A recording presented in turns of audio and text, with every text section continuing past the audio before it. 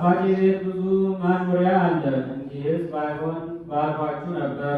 ስፍራ አዘጋጅላችሁ ዘንድ እሄዳለሁና የዚያን ስፍራ ካዘጋጀሁላችሁ እኔ ባለሁበት እናንተ ደግሞ እንድትሆኑ ሁለተኛ እመጣለሁ፣ ወደ እኔም ወስዳችኋለሁ።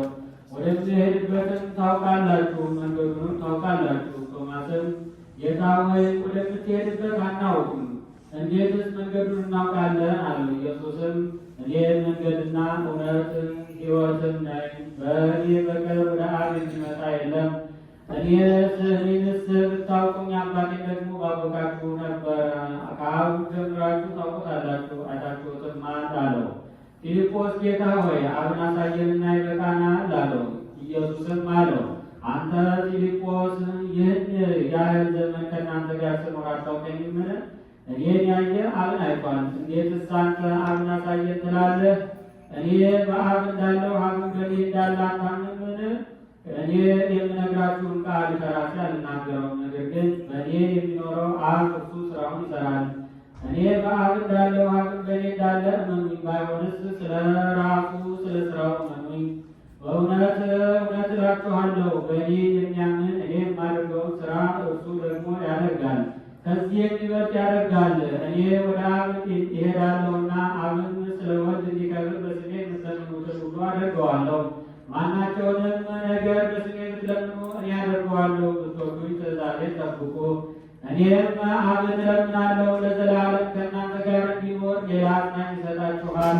እርሱም ዓለም የማያየውና የማያውቀው ስለሆነ ሊቀበለው የማይችለው የእውነት መንፈስ ነው። ነገር ግን ከእናንተ ዘንድ ስለሚኖር በውስጣችሁም ስለሚሆን እናንተ ታውቃላችሁ። ወላጆች እንደሌላቸው ልጆች አልተዋችሁም፣ ወደ እናንተ እመጣለሁ። ገና ጥቂት ዘመን አለ፣ ከዚህ በኋላ ዓለም አያየኝም። እናንተ ግን ታዩኛላችሁ። እኔ ሕያው ነኝና እናንተ ደግሞ ሕያዋን ትሆናላችሁ። እኔ በአባቴ እንዳለሁ እናንተ በእኔ እንዳላችሁ እኔም በእናንተ እንዳለሁ በዚያን ቀን ታውቃላችሁ። ትእዛዜም በእርሱ ዘንድ ያለችው የሚጠብቃትም የሚወደኝ እርሱ ነው። የሚወደኝንም አባቴ ወደዋል፣ እኔም ወደዋለሁ፣ ራሴንም እገልጽለታለሁ። ዘያምን በወልድ ወሕይወት ዘላለም